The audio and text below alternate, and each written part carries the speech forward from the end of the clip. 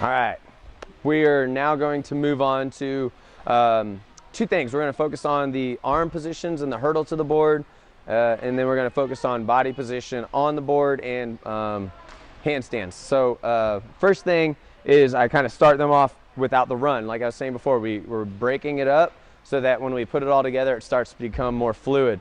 So we focus on the arms separately, we focus on the leg work separately, focus on the hurdle separately. So all these pieces eventually come together and create a nice little vault. So big thing I like to push for is focusing on the midsection, staying nice and tight, and working the arm motion.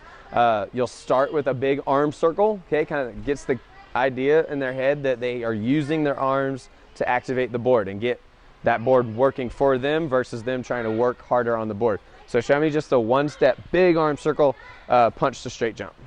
Big arm circle, very good. Now, as they get really good at doing that and know that this is a motion to help create power, kind of like they did in the running, they don't need as big of an arm circle. So now just show me a throw back, down and up. So now just back, down and up. So you can see she hurdles, arms are down low, down, and then back up to the straight jump. So those are kind of two variations. You start with the big arm circle to create that downward force, okay, and then you take away as much of the arm circle. That way it gets faster and more powerful. Go again with a little more aggressive throw back and down, boom. And you can see the two kind of progressions work together, and we'll get better over time. So next drill I like to kind of implement is kind of a down and up.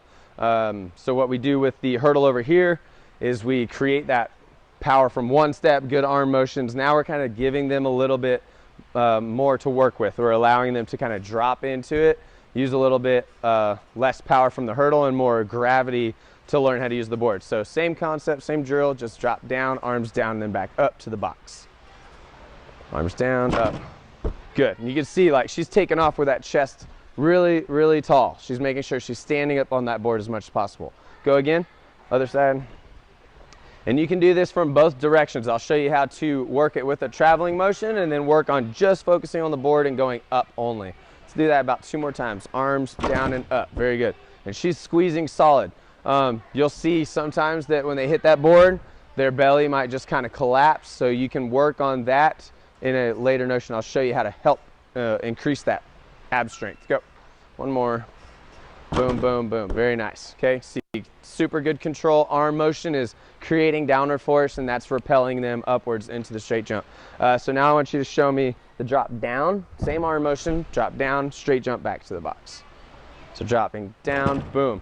And this is a good drill for when you have kids that are hitting the board and leaning forward. When you see them hitting the board and the butt's out, obviously chest is over the toes. This is a good way to kind of flip what they're thinking in their head. They're thinking, you know, go forward, get up to the mat that's in front of them. This is going to help them focus on hitting the board, standing tall, and going upwards off the board. Because eventually the run behind the board hit is going to be what takes them forward. They don't need to be trying to go forward. All those things work together. So you want to correct the position. Go for it. You want to correct the position, and then it'll work with the run later on. Go.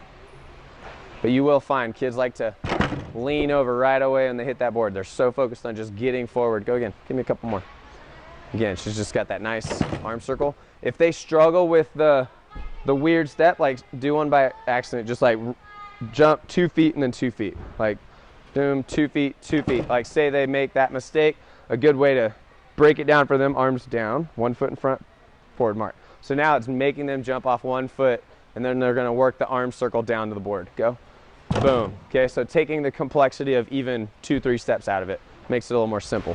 Good. Okay, so now we're going to focus on some things that are going to help build the midsection. That's going to help create what comes off the board. When they're coming in with all the run, all the speed, all that is going to tend to collapse on the board. The board should be what moves, not the body. So they should be hitting nice and tight. So what I do is do these drills with the panel mat. All 3 that we've already gone over with the board drills, you could be doing with panel mats on the spring floor or whatever, to help build up what the abdomen should be doing, what the midsection should be doing to create that tight board hit. So I like to do this one where they jump from the floor, they bounce from top to top to top off on the other end. It gets them learning how to keep that midsection tight, and the forward momentum is what repels them. I mentioned that earlier. You know, they'll hit the board and try and lean forward. This is going to help them understand that the bounce and the run in front of it carry them forward. Will you show me that? Couple steps, boom, tight, tight, tight, tight, tight. Now she's got arms up. I like to make them do that arm motion, that arm circle. Come back, can you handle that? She's got a little boo-boo on the elbow, so we're trying to work around that. Go arm, circle, arm, circle, arm, circle. And you can still see on that second one, she's got a little belly happening. Go again. Just keep going until I tell you to stop. Arms, arms, arms, arms, arms. Again, that second board, the second panel mat she's hitting, she's got that belly. So that's a little bit of an advanced version. If I want to simplify it for my younger ones, come stand. You take away the run, and now they have to focus on up, down, up, down, up, down. Go. Same arms. Look, tiny arm circles, tiny arm circles. Learning that downward force is going to be what creates upward force in the long term. Go again. So this, again, is something to simplify the motion and what their body needs to be doing, but it's still going to create the biomechanics through the floor and the springboard to create good straight jumps. Very good. All right. This is Madison Stewart, Avery Berger, point 2. She's going to show us how to kind of teach the handstand flat back. So show me a nice kick to handstand.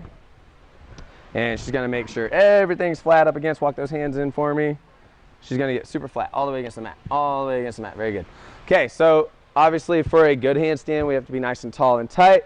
Can you push the mat over with that tightness? Push it over, push it over, push it over. Very nice. Okay, so you can see she pushed the mat over. She's super strong as she falls. This is a great drill to teach that, okay? Typically when a kid can't do a good handstand flat back, Madison, we're going to do a bad one on purpose. I know. It never happens, right? Here we go. So this time you're just going to be super jello-y. So typically what you'll see when they're kicking up, learning this for the first time, is they'll just push the mat over with their feet, and they should just kind of melt across the backside. Go for it. So this is a bad version of what we're going to look for.